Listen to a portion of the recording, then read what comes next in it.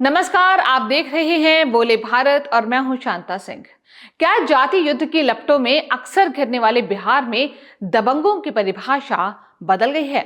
बिहार में सामाजिक न्याय के मसीहा बात बात में दबंगों के नाम पर अगड़ी जाति के लोगों को कटघरे में खड़ा करते थे। क्या बिहार का नवादा अग्निकांड उनकी राजनीति पर एक बड़ा प्रश्नवाचक चिन्ह है?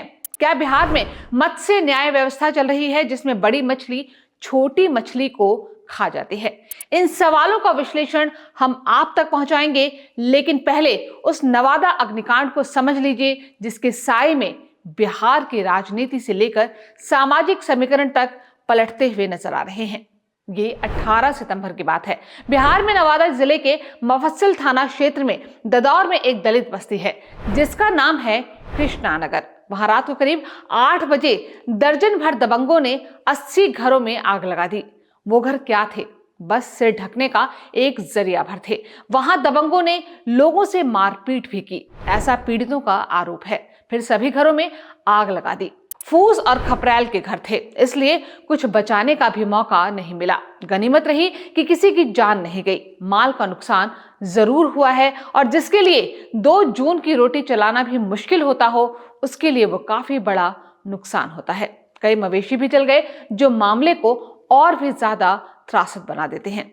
जो कुछ हुआ बहुत बुरा हुआ। वजह चाहे जो भी गिनाई जाए, जिनके पास जमीन की कमी है, जिनके पास संपत्ति के नाम पर उनकी शारीरिक श्रम के अलावा कुछ नहीं होता, जिनके लिए 2 जून की रोटी ही जिंदगी की सबसे बड़ी उपलब्धि होती है, वैसे लोगों के प्रति समाज को थोड़ी संवेदना, थोड़ी उदारता और ममत्व के साथ पेश आना चाहिए। लेकिन उनकी बस्ती जला देना ताकि उनके पास सिर ढकने के लिए या कहने के लिए भी एक आशियाना तक ना बचे, ये तो चरम क्रूरता है। बशीर बद्र ने लिखा है कि लोग टूट जाते हैं एक घर बनाने में, तुम तरस नहीं खाते बस्तियां जलाने में।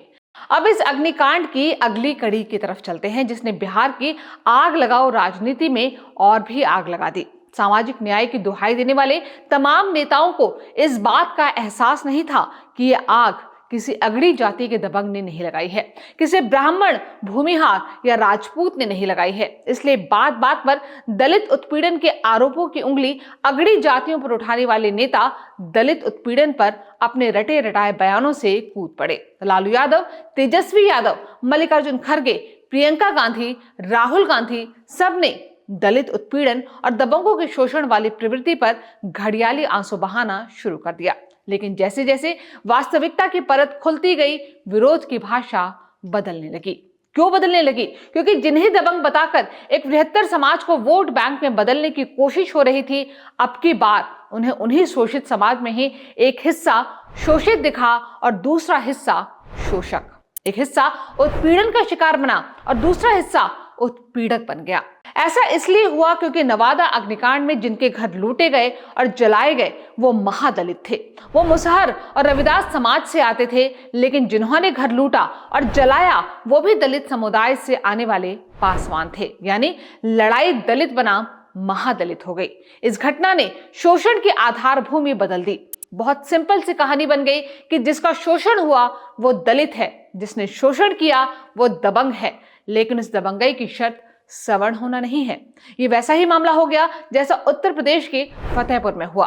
वहां असोधर थाना क्षेत्र में 2 दलित भाई समोसा खा रहे थे कि दबंगों ने उन्हें पीट दिया। उनका नाम अंकित सिंह और नरेंद्र सिंह बताया गया। फिर क्या था? अखिलेश यादव की समाजवादी पार्टी ने पोस्ट लिखा कि नशेबाज अंकित सिंह और नरेंद्र सिंह ने सत्ता और शराब के नशे में एक दलित व्यक्ति को सिर्फ इसलिए मारा क्योंकि वो कुर्सी पर बैठकर खाना खा रहा था। जब पुलिस ने जांच शुरू की तो पता चला कि वो दोनों आरोपी, वो दोनों दबंग अंकित सिंह यादव और नरेंद्र सिंह यादव थे। बस समाजवादी पार्टी ने अपना पोस्ट डिलीट कर दिया। जिस तरह वैदिक हिंसा हिंसा न भवती, उसी तरह यादवों की दबंगई यूपी में दबंगई नहीं होती। वैसे तो पूरे भारत में जाति बहुत ही महत्वपूर्ण फैक्टर है, लेकिन बिहार और उत्तर प्रदेश में जाति की राजनीति अपनी पूरी गंदगी के साथ सतह पर आ जाती है। वैसे तो सत्ता अपने स्वभाव में ही सामंती होती है, लेकिन इन राज्यों का दुर्भाग्य ये रहा है कि सारे सवालों से बड़ा जाति का सवाल और जाति से ही लोगों का जुड़ा अस्तित्व है। इसका नतीजा ये हुआ कि बिहार में समय समय पर जाति की सेनाएं बनती थी। मीडिया स्रोतों के मुताबिक बिहार में अलग अलग जातियों की सेना बनी जो उनकी जमीनों की रक्षा के लिए होती थी। 1989 में कुंवर सेना राजपूतों ने बनाई तो किसान सुरक्षा समिति के नाम से कुर्मियों की सेना बनी। 1983 में कुर्मियों ने भूमि सेना बनाई। 1983 में ही यादवों की भी एक लौरिक सेना बनी। 1984 में भूमिहारों ने ब्रह्मऋषि सेना बनाई तो राजपूतों और ब्राह्मणों ने किसान संघ बनाया। 1985 में राजपूतों ने किसान सेवक समाज बनाया। 1989 में राजपूतों और पठानों ने मिलकर सूर्य प्रकाश सेना बनाई। 1990 में भूमिहारों की दो सेनाएं अस्तित्व में आई, सवर्ण मुक्ति सेना और किसान संघ। उसी साल राजपूतों की भी दो सेनाएं बनी, एक गंगा सेना और दूसरी किसान मोर्चा। 1994 में भूमिहारों की रणवीर सेना बनी। इन सेनाओं में कईयों के नाम के साथ सीधे सीधे सेना जुड़ा हुआ है, लेकिन जहां मोर्चा, किसान संघ जैसे नाम हैं, उनसे आप ये मत समझिए कि ये कोई समाजवादी सुधारक संस्था का नाम है। ये सारी सेनाएं अलग अलग जातियों ने अपनी जमीनों के लिए बनाई। खास बात यह है कि अगड़ी जातियों मसलन ब्राह्मण, भूमिहार और राजपूतों के अलावा पिछड़ी जातियों में कुर्मियों और यादवों के पास जमीन को लेकर वर्चस्व की लड़ाई 1970 के दशक से ही शुरू हो गई थी। इसमें दलितों ने जब भूमि संपन्न लोगों की जमीन पर कब्जा करने की चेष्टा की तो जाति संघर्ष शुरू हो गया। लेकिन इसका मतलब ये मत समझिएगा कि लालू प्रसाद यादव या नीतीश कुमार का दबंग दबंग का जाप अलापने से उनकी जातियां शोषितों में आ जाएंगी। वो भी शोषकों और दबंगों में ही शामिल रही हैं। नवादा अग्निकांड में जो कुछ हुआ है उससे सामाजिक न्याय के कथित मसीहाओं को गोलमोल बातें इसलिए करनी पड़ रही हैं क्योंकि उत्पीड़क भी उनके सत्ता उन्मुखी सामाजिक न्याय के दायरे में आते हैं। इसलिए न्याय की मौलिक अवधारणा ही जाति के गणित से संचालित होती है। जिन लोगों के घर जले हैं वो केंद्रीय मंत्री और बिहार के पूर्व मुख्यमंत्री जीतन राम मांझी की जाति के लोग हैं। मुसहर समाज के लोगों की बिहार में आबादी करीब 3% है। मांझी का आरोप है कि यादवों ने उत्पात किया है और उनके सामने पासवानों को कर दिया। उनका एक ट्वीट भी आया, हमारे देश में विपक्ष की एक विचित्र लीला है। विपक्ष के लोग पहले दलितों पर अत्याचार करवाते हैं, फिर उस घटना को बड़ा मुद्दा बनाकर सरकार की कार्यशैली पर सवाल उठाते हैं। नवादा की घटना में जिन लोगों की गिरफ्तारी हुई है उसमें 90% लोग एक जाति विशेष के हैं और राजद समर्थक हैं। राहुल गांधी जी अब इस पर कुछ बोलेंगे या फिर चुप्पी साध लेंगे? उस ट्वीट में उन्होंने राहुल गांधी को भी टैग किया। राहुल गांधी पिछले कुछ समय से दलितों पिछड़ों की दुहाई बहुत देते हैं, लेकिन नवादा कांड पर धीरे से एक तरफ हो लिए। लेकिन पत्रकारों ने यही सवाल तेजस्वी यादव से पूछा तो तेजस्वी यादव मांझी पर भड़क गए। मांझी जी उनका बेटा आरएसएस स्कूल से पढ़ा लिखा जो आरएसएस के लोगों ने तो थमा दिया, उसको केवल वही जो है नीचे दबल है पढ़े, तथ्य से सच से उनका कोई वास्ता नहीं है। इन सारे संदर्भों से आपने एक बात जरूर समझ ली होगी कि राजनीति की चौसर पर सत्ता की गोटे फेंकने वाले नेताओं को दलितों के उत्पीड़न से कोई मतलब नहीं है।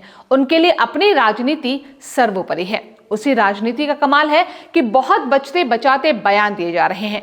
अब इस दलित बस्ती अग्निकांड को थोड़ा विस्तार दीजिए। इस मामले में मुख्य आरोपी नंदू पासवान है। नंदू पासवान की माली स्थिति बहुत अच्छी है। दलितों में जिन लोगों का जीवन स्तर काफी सुधरा है उनमें नंदू पासवान को आप रख सकते हैं। 70 साल का नंदू पासवान खुद सरकारी नौकरी में था। 10 साल पहले रिटायर हुआ, पेंशन मिलती है। नंदू पासवान का बेटा नागेश्वर पासवान कृष्णा नगर के वार्ड संख्या 16 का पार्षद है, जबकि बेटी आंगनवाड़ी सेविका है। ये कोई बड़े पद पर नहीं है, लेकिन अब इनके लिए आर्थिक संकट नहीं है। इन्होंने दूसरी पीढ़ी में भी नौकरियों में आरक्षण हासिल कर लिया है। दूसरी ओर जिन महादलितों की बस्ती जला दी गई उनके लिए 2 जून की रोटी जुटाना भी पहाड़ हो जाता है। ऐसे में उनको अब सरकार की आरक्षण व्यवस्था की ज्यादा सख्त जरूरत है। उन्हें ही शिक्षा में ज्यादा सुविधाएं मिलनी चाहिए, लेकिन दलित नेताओं को ये गंवारा नहीं। सामान्य जाति या ओबीसी नेताओं की बात तो छोड़ ही दीजिए। जब सुप्रीम कोर्ट ने अनुसूचित जाति और अनुसूचित जनजाति के लिए आरक्षण में क्रीमी लेयर का सुझाव दिया तो इसका सबसे ज्यादा विरोध करने वाले चिराग पासवान थे। अब कमाल देखें कि चिराग पासवान अगर राजनीति में ना आकर आईएएस अफसर बनना चाहते तो उन्हें अनुसूचित जाति के लिए मिलने वाला आरक्षण मिलता। क्यों मिलता?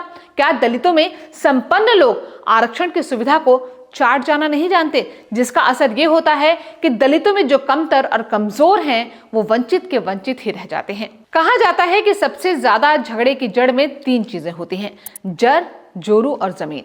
बिहार में जमीन का सवाल एक अहम सवाल है। बिहार में बिना सोचे समझे और बगैर तैयारी के नीतीश कुमार ने जिस तरह जमीन के सर्वे का काम शुरू कर दिया, उससे भी लोगों में तनाव बढ़ा और डर भी। डर इस बात का कि कहीं इसी बहाने उनकी जमीन तो नहीं चली जाएगी। सरकारी कर्मचारियों और बाबुओं की नाकामी सामाजिक तनाव का सबब बन गई। इन सबके बीच अहम सवाल ये कि क्या नवादा कांड आखिरी कांड है? जवाब होगा बिल्कुल नहीं। बिहार में जातिगत युद्ध में कई बार नरसंहार हुआ है, अगड़ी जाति के लोगों का भी हुआ है, लेकिन उससे कहीं ज्यादा दलितों का हुआ है और दलितों पर अत्याचार आज भी जारी है। नेशनल क्राइम रिकॉर्ड ब्यूरो यानी कि एनसीआरबी के मुताबिक दलितों के साथ रोजाना 150 से ज्यादा अत्याचार के मामले सामने आते हैं। सबसे दुखदाई बात यह है कि ये आंकड़े दिन प्रतिदिन बढ़ते जा रहे हैं। 2018 में दलितों पर अत्याचार के 42,793 मामले दर्ज हुए तो 2022 में 57,582 मामले। आप देखिए तो अत्याचार के ये मामले 35% ज्यादा हैं। 1989 में उनकी हिफाजत के लिए SC/ST एक्ट बना था, लेकिन 35 साल बाद भी बदलाव पूरी तरह से नहीं आया। इसके लिए लोगों को दोष देने से पहले नेताओं को अपने आचरण और व्यवहार की तरफ देखना चाहिए। बोले भारत के इस वीडियो में फिलहाल इतना ही। जल्द मुलाकात होगी एक नए वीडियो के साथ। तब तक के लिए नमस्कार।